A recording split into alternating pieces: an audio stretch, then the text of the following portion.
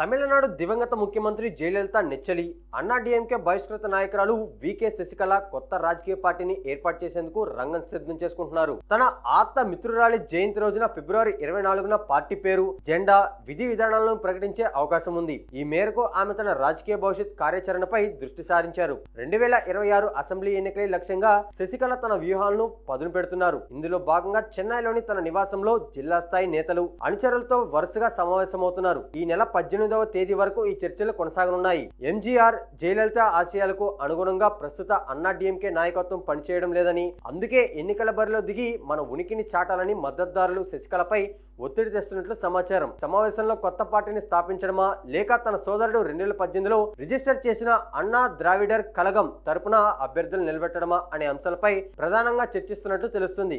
ముఖ్యంగా దక్షిణ తమిళనాడులోని సుమారు 40 నియోజకవర్గాలపై దృష్టి సారించినట్లు ఊహాగానాలు వినిపిస్తున్నాయి. అయితే అక్రమాస్తుల కేసులో శిక్ష పడటంతో శశికళ 2027 వరకు ప్రత్యక్ష ఎన్నికల్లో పోటీ చేసేందుకు అనర్హురాలు. అయినప్పటికీ ఆమె ఒక రాజకీయ పార్టీకి నాయకత్వం వహించడానికి చట్టపరంగా ఎలాంటి అడ్డంకులు లేవు. సమావేశాలు ముగిసిన తర్వాత జయలలిత జయంతికి ముందే శశికళ తన నిర్ణయాన్ని అధికారికంగా ప్రకటించే అవకాశం ఉందని రాజకీయ వర్గాలు భావిస్తున్నాయి.